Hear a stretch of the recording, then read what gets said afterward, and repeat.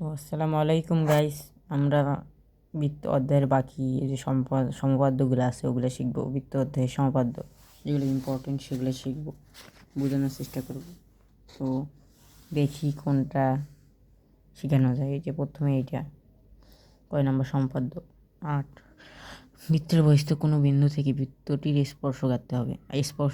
স্পর্শক আঁকতে হবে মানে এই যে স্পর্শক আঁকতে হবে বৃত্তের বহিস্থ বিন্দু, যেটাকে বহিস্থ বিন্দু না বহিস্থ বিন্দু মনে করি। ও কেন্দ্র বিশিষ্ট বৃত্তে পি একটি বহিস্থ বিন্দু, পি বিন্দুর থেকে ওই বিন্দুর স্পর্শক আঁকতে হবে। মনে করি ও কেন্দ্র বিশিষ্ট বৃত্তে, ও কেন্দ্র বিশিষ্ট এই যে পি একটি বহিস্থ বিন্দু, পি বিন্দু থেকে ওই বৃত্তের স্পর্শক আঁকতে হবে। পি বিন্দু থেকে ওই বিন্দুর স্পর্শক আঁকতে হবে। এই যে স্পর্শক আঁকছে, এই যে এইটা স্পর্শক, এই যে কাটছে, এই যে স্পর্শক আসছে। 1 নম্বর পিও যোগ করি। পিও, এই যে পিওটা আগে যোগ করবো। একটা বৃত্ত আর্ট করার পর পিটা এই যে একটা দাগ দেবো, দেওয়ার পর পি যোগ করব। পি থেকে ও যোগ করে নেবো। তারপর পি এর একাংশে মধ্যবিন্দু এম নির্ণয় করি। এই যে মধ্যবিন্দু এম নির্ণয় করলাম।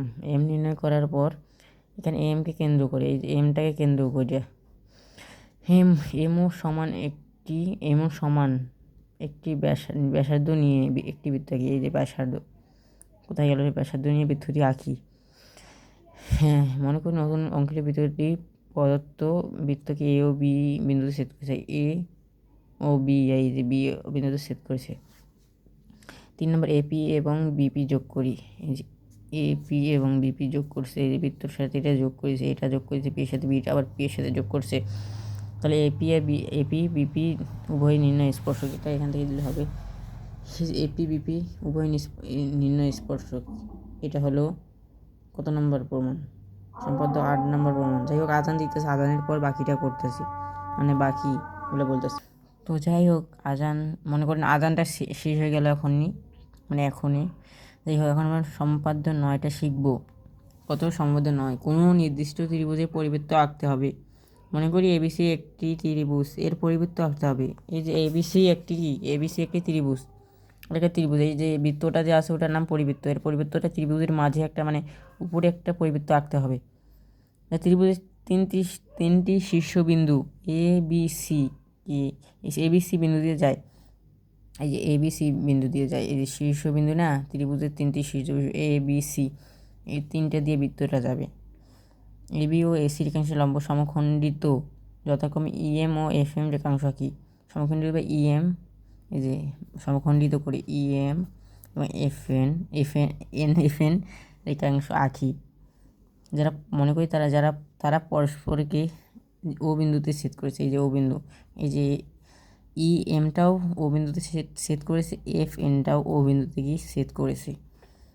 এ ও যোগ করি, ও যোগ করি, ওকে কেন্দ্র করে ও এর সমান ব্যাসার্ধ নিয়ে একটি বৃত্ত আঁকি। এই যে এ ও যোগ করছি, এই যে যোগ করছি, এই যে দাগটা আছে না, এটা দিয়ে যোগ করা হয়েছে। ওকে কেন্দ্র করে ও এর সমান একটি ব্যাসার্ধ নিয়ে বৃত্তটি আঁকি।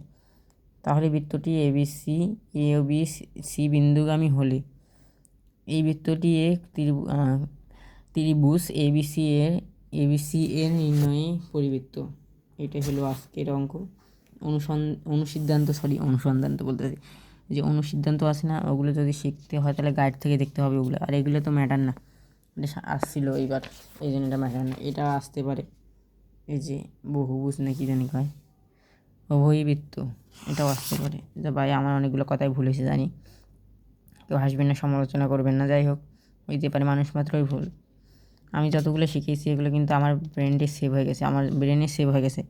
এটা কিন্তু আমার জন্য একটা ভালো দিক, এই জন্য আমি শিখাইতে আসছি। আমি কোনো টিচার না যে মনে করেন যে পাকনামি করে এডিট করবো। আমারও তো এডিট করার শখ নেই। আমি যদি এডিট করতাম, কন্টেন্ট বানাইতে যাইতাম, তাহলে আমি একটা মাইক নিয়ে আনতাম।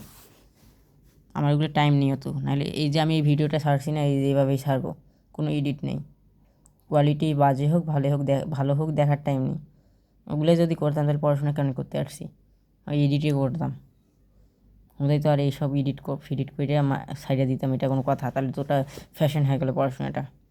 যাই হোক, এখানে আমারও লাভ আছে, তোমারও লাভ আছে। অনেক কথাই ভুল হবে, ভুলগুলো শুধরিয়ে মানে নতুন কন্টেন্ট ক্রিয়েটর ভয়েস দিতেছি আস্তে আস্তে ভালো হবে, মানে কথাবার্তা। যাই হোক, আগের ভিডিওগুলোতে খুব আস্তে কথা বলছি, এখন জোরে কথা বলবো। তো বাই বাই, আসসালামু আলাইকুম। দেখা হবে পরবর্তী ভিডিওতে।